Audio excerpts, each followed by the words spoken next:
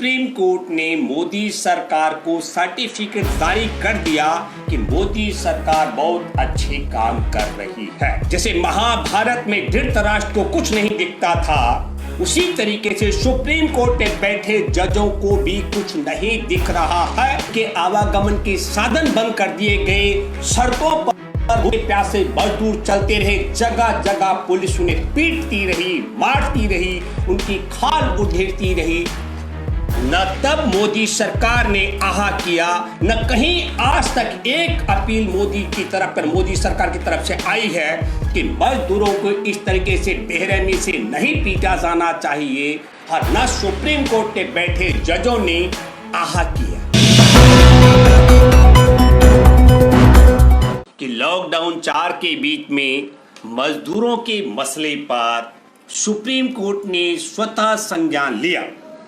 और स्वतः संज्ञान लेते हुए जो आज चर्चा हुई, बहुत रोचक बात है कि सुप्रीम कोर्ट ने मोदी सरकार को सर्टिफिकेट जारी कर दिया कि मोदी सरकार बहुत अच्छे काम कर रही है। मजदूरों को लेकर के विशेष तौर पर कहा गया, लेकिन मोदी सरकार अच्छे काम कैसे कैसे कर रही है उस पर हमको समझना पड़ेगा। भारत में जब मोदी सरकार आई तब पटरियों पर रेल बदस्तूर चल रही थी। लॉकडाउन 1 के वक्त जिस दिन 24 मार्च को मोदी सरकार के द्वारा लॉकडाउन किया गया, तब हमारे देश में बमुश्किल 576 मामले कोरोना के उजागर हुए थे। मोदी सरकार ने बहुत अच्छा काम किया। एक झटके में आवागमन के साधन रेल और बस सेवा बंद कर दी और सारे देश में ताला बंद कर दिया। मैं सुप्रीम कोर्ट में बैठे जजों को बधाई देना चाहता हूं। जैसे महाभारत में धृतराष्ट्र को कुछ नहीं दिखता था, उसी तरीके से सुप्रीम कोर्ट में बैठे जजों को भी कुछ नहीं दिख रहा है। यह बात मैं दावे के साथ कह सकता हूं। पहले दिन जब लॉकडाउन 1 की शुरुआत की गई थी, तब मजदूरों को रोक कर रखा गया, उनके आवागमन के साधन बंद कर दिए गए, सड़कों पर प्यासे मजदूर चलते रहे, जगह जगह पुलिस उन्हें पीटती रही, मारती रही, उनकी खाल उधेड़ती रही। न तब मोदी सरकार ने आहा किया, न कहीं आज तक एक अपील मोदी सरकार की तरफ से आई है कि मजदूरों को इस तरीके से बेरहमी से नहीं पीटा जाना चाहिए, और न सुप्रीम कोर्ट में बैठे जजों ने आहा किया। तो मैं ये बात इसलिए कहना चाह रहा हूं कि अब लॉकडाउन 4 में हमारे देश के कोरोना पॉजिटिव की संख्या भी 1.5 लाख का आंकड़ा पार कर चुकी है। तो ये कैसा, अगर मोदी सरकार बहुत अच्छा काम कर रही है तो देश में लॉकडाउन की अवधि भी बढ़ रही है और देश में कोरोना के संक्रमण से पीड़ितों की संख्या में भी इजाफा हो रहा है। मोदी सरकार कितने अच्छे अच्छे काम कर रही है, मैं सुप्रीम कोर्ट में बैठे हमारे देश के मुख्य न्यायाधीश बोबडे जी आपसे जानना चाहता हूं, कितना बेहतर काम कर रही है। हमारे देश के अंदर 50 से ज्यादा रेल अपना रास्ता भटक चुकी हैं। मैं यहां से शुरुआत करता हूं। ये कोरोना की आड़ में मोदी सरकार क्या क्या कर रही है। कोरोना रोकना, कोरोना से देश संक्रमण को खत्म करना और कोरोना की चेन तोड़ने का अलग तरीका, कोरोना की आड़ में देश के मजदूरों की कमर तोड़ना दूसरी बात है। मैं दावे के साथ में कह सकता हूं कि मोदी सरकार ने कोरोना की आड़ में देश के मजदूरों की कमर तोड़ डाली है। जब 500 कोरोना के मामले थे, तब क्या कारण है, सुप्रीम कोर्ट ये क्यों नहीं पूछता है कि वह कौन सा कारण है कि जब 500 के लगभग मामले थे तब मजदूरों को उनके गांव वापसी क्यों नहीं करने दी गई, उनके आवागमन के साधन क्यों छीने गए, और अब जब मामला 1.5 लाख क्रॉस कर चुका है तब सुप्रीम कोर्ट कहता है कि अब हम मजदूरों की दशा पर देखेंगे। तो क्या औरंगाबाद में जो 16 मजदूर चलते चलते रेल की पटरी पर थक करके और रेल की मालगाड़ी के नीचे कट कर मरे, उनका अपराधी कौन है? सुप्रीम कोर्ट अच्छा होता कि सुप्रीम कोर्ट मोदी सरकार से पूछती, सड़कों पर वो मजदूर यदि चलते तो पुलिस से पीटे जाते, इसलिए पटरी पर चले तो पटरी पर रेल से कट गए। मैं दूसरा जिक्र करना चाहता हूं, बहुत बढ़िया काम मोदी सरकार कर रही है। तो आदरणीय बोबडे जी, आप देखिए हमारे देश के अंदर करोड़ों मजदूर हैं जो सैकड़ों किलोमीटर पैदल चलते चलते अपने गांव वापसी किए, और मैं दावे के साथ में कह सकता हूं उनमें से बड़ी आबादी, बड़ी संख्या करोड़ों मजदूरों के पैरों की ऐसी दशा हो चुकी है कि वो हवाई चप्पल पहनने लायक नहीं रहे। मैं दूसरा जिक्र करना चाहूंगा कि क्या आपने सुप्रीम कोर्ट को स्वतः संज्ञान नहीं लेना चाहिए कि हमारे देश की महिलाएं सरकार की नीति और नियत के में खोट के कारण चलते चलते सड़कों पर सैकड़ों किलोमीटर का सफर तय करके बच्चे जनने को विवश हुई। क्या आपको नहीं तय करना चाहिए कि भूखे प्यासे मजदूर सड़क पर चलते चलते भूख से मर गए? और सुप्रीम कोर्ट कह रहा है कि मोदी सरकार बहुत अच्छा काम कर रही है। मैं आपको बताना चाहता हूं कि 23 अप्रैल को यूएई से 3 भारतीय कामगारों के शव वहां हमारे राजदूत ने भिजवाए भारत में, और भारत में मोदी सरकार ने, मैं कमलेश भट्ट और कमलेश भट्ट के साथ 2 और शवों का जिक्र करना चाहता हूं सुप्रीम कोर्ट से, क्योंकि दिल्ली हाई कोर्ट के आदेश के बाद दोबारा यूएई वापस भेजे गए भारतीयों के शवों को वापस लाया गया। जिस सरकार के कार्यकाल में, जिस मोदी सरकार के कार्यकाल में भारत के लोगों के शव भारत की राजधानी में नहीं और भारत की धरती पर नहीं उतरने दिए गए, उसी न केवल शवों के साथ खिलवाड़ हुआ, सुप्रीम कोर्ट में बैठे जज भली भांति जानते, जब मेरे जैसा साधारण व्यक्ति जानता है कि क्या कारण है कि भारत में 50 से ज्यादा रेलें अपना रास्ता भटक चुकी हैं। क्या कारण है कि चीन से चली भारत के लिए जो रैपिड टेस्ट किट हैं वो भटक करके रास्ता अमेरिका पहुंच गई। वो क्या कारण है कि जो यूरोप से खराब किटों की खेप चीन वापस की गई थी वो चीन से भटक करके भारत में पहुंच गई। वो क्या कारण है जो यूएई से 3 भारतीयों के शव भारत भटक कर आए थे वो फिर वापस चले गए और हाई कोर्ट को आदेश करना पड़ा, तब जाकर के उसके बाद में भारतीयों के शव भारत आ पाए। ये आप कह, सुप्रीम कोर्ट कह रहा है कि मोदी सरकार बहुत अच्छा काम कर रही है। दिल्ली से 7 दिन में साइकिल में पहुंचती है ज्योति पासवान, है ना, ज्योति पासवान जो बच्ची है अपने अस्वस्थ पिता को लेकर के बिहार, और 7 दिन में आपकी रेल पहुंच रही है।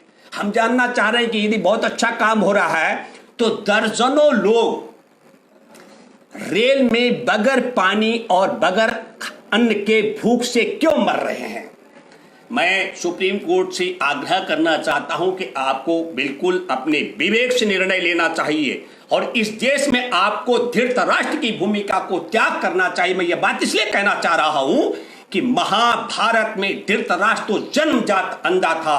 सुप्रीम कोर्ट में बैठे जज धृतराष्ट्र की भूमिका निभाने का नाटक कर रहे हैं, और यदि नाटक नहीं कर रहे तो मेरे जैसे साधारण व्यक्ति को भी नजर आ रहा है कि मोदी सरकार की चतुराई और चालाकी क्या है। मोदी सरकार ने एक संदेश दिया, मैं जिस दिन चाहूं उस दिन तुम्हारी रोजी रोटी पर ताला लगा सकता हूं, और जब मैं चाहूं आपके आवागमन के साधन रेल और बस सेवा को बंद कर सकता हूं।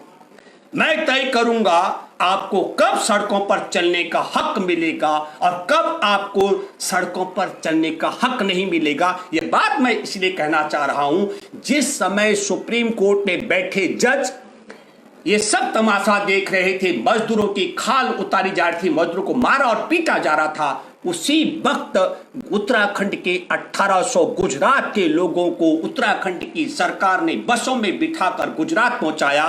तब सुप्रीम कोर्ट में बैठे जजों को इतनी सी बात समझ नहीं आई कि वो 1800 गुजराती जिन 28 बसों में बैठे उन बसों के सड़कों पर चलने से क्या लॉकडाउन के नियम का उल्लंघन नहीं हुआ? सुप्रीम कोर्ट में बैठे जजों से मैं कहना चाहता हूं, उत्तराखंड से लेकर गुजरात तक कहीं भी एफआईआर दर्ज क्यों नहीं हुई? वो 28 बसों में 1800 लोग बैठे, तब क्या शारीरिक दूरी के नियम का उल्लंघन नहीं हुआ?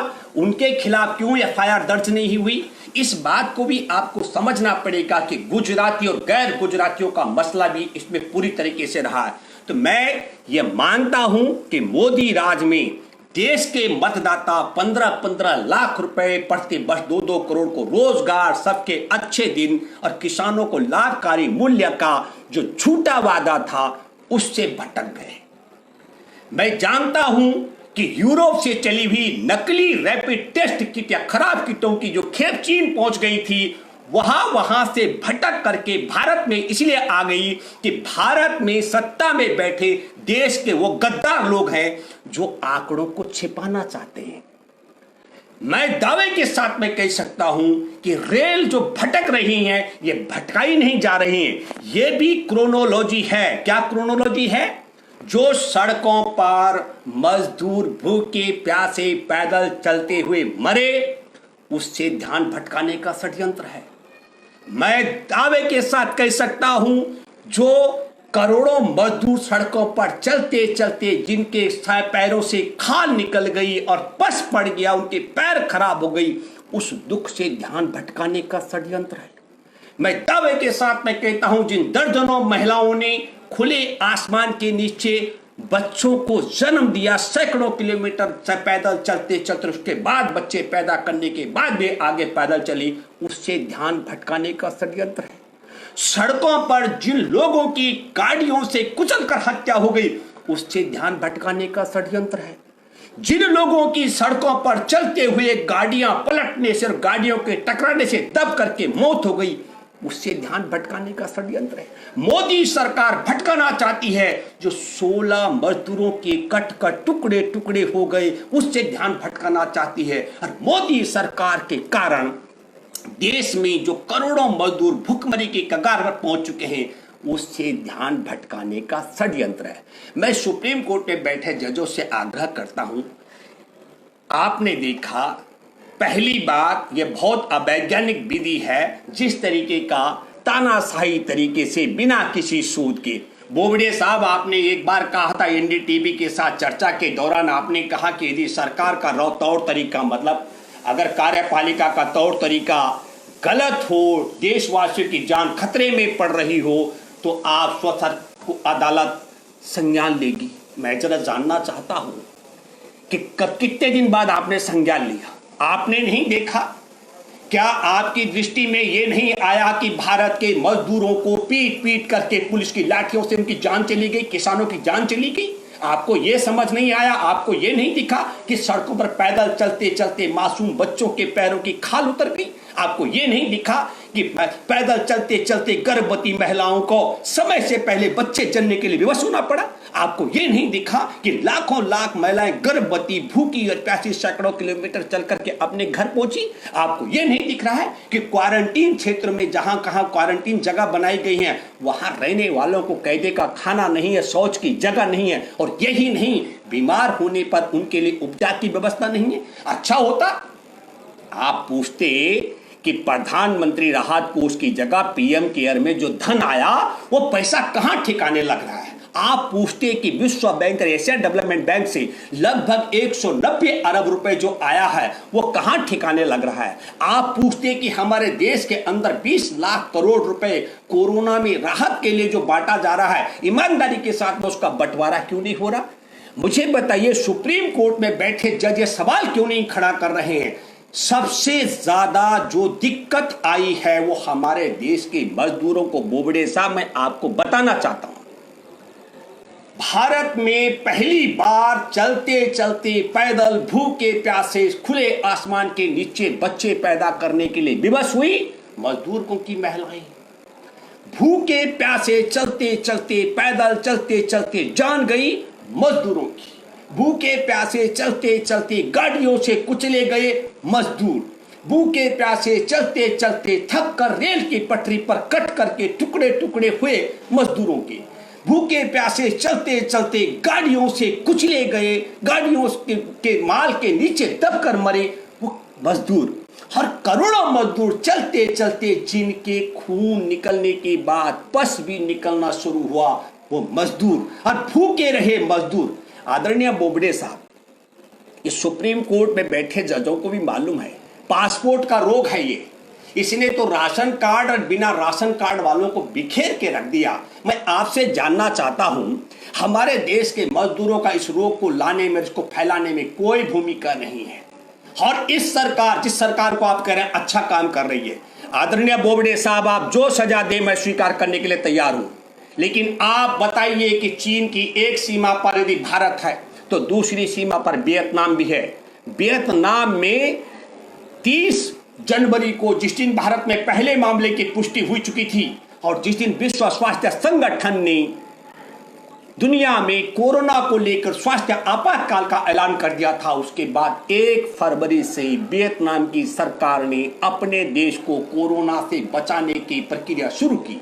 जिस वियतनाम का मैं जिक्र कर रहा हूं, 20 वर्ष तक बोबडे साहब अमेरिका उस पर बम वर्षा करता रहा।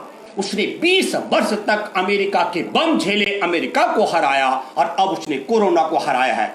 क्यों नहीं आप उसका जिक्र करते हैं? अब हम आपसे एक और बात कहना चाहते हैं।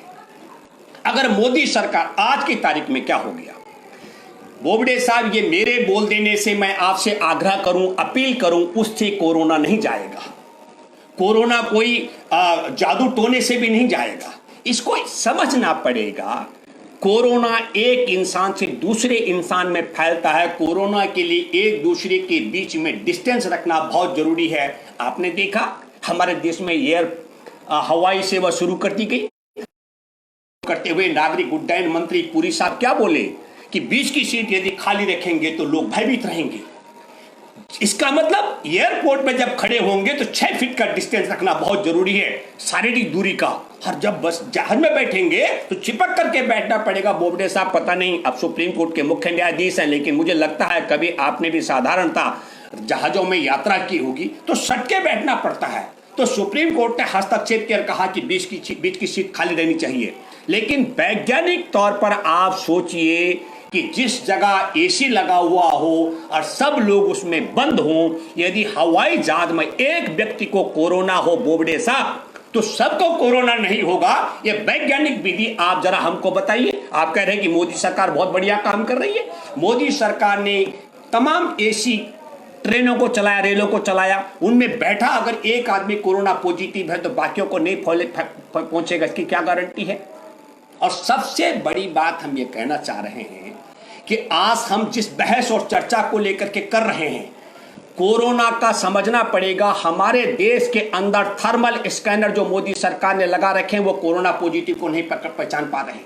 जो टेस्ट किट मंगाई गई है, इंडियन एयरलाइंस के 77 पायलटों की जांच की गई, 5 कोरोना पॉजिटिव पाए गए और फिर बाद में कहा गया कि यह किट खराब है। अब समझना पड़ेगा कि सरकार तय करती है हवाई जहाज पे बैठना हो तो सट के बैठेंगे, कोरोना नहीं फैलता है, लेकिन हवाई अड्डे में अगर खड़ा होना हो तो 6 फीट की दूरी बनाकर रखनी है।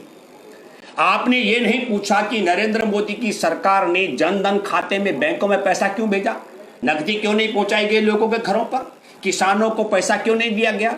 तो मैं आपसे आग्रह करना चाहता हूं, एक बात विश्व स्वास्थ्य संगठन भी साफ ऐलान कर चुका है कि इसका जो टीका है वो 2.5 वर्ष में जाकर पूरा होगा, बनेगा। बोबडे साहब, अब मैं आपसे एक बात कहना चाहता हूं, 2.5 साल में टीका बनेगा। हमारी आबादी 137 करोड़ की है, तब तक हमारी आबादी, और टीका बनने की बाद आज हमारे देश के अंदर डॉक्टर, नर्स, तकनीशियन, एम्बुलेंस कर्मी, सफाई कर्मी और पुलिस कर्मी इसलिए कोरोना की चपेट में आ रहे हैं कि हम उनको पर्सनल प्रोटेक्शन इक्विपमेंट नहीं दे पा रहे हैं। हमारे देश के सैनिक भी कोरोना की चपेट में आ रहे हैं। तो 137 करोड़ हम लोगों की जांच नहीं कर पा रहे हैं कि लोगों को कोरोना है कि नहीं। हमारी सरकार में बैठे लोग गाल बजा रहे हैं, हमारे देश में ज्यादा लोग ठीक हो रहे हैं। आदरणीय बोबडे साहब, कोरोना 80% लोगों को, जितने लोगों को कोरोना होता है उनमें 80% संख्या ऐसे लोगों के जिनका पता ही नहीं लगता उनको कोरोना हुआ, न वो थर्मल स्कैनर पकड़ पाते हैं, ना आपके रैपिड टेस्ट किटों से पता लग पाता है और न उस मरीज को पता लगता है कि मैं रोगी हूं। ये मैं जिक्र कर रहा हूं कि हमारे इंडियन एयरलाइंस के 5 जो पायलट हैं जिनको कोरोना पॉजिटिव बताया गया, उन्होंने कहा हमको कोई रोग नहीं है। मैं ये बात इसलिए कह रहा हूं कि जिस रोग को ढूंढना पड़ रहा है, घर घर जा करके व्यक्ति को ढूंढना पड़ रहा है, उसके लिए इतना हाई तौबा।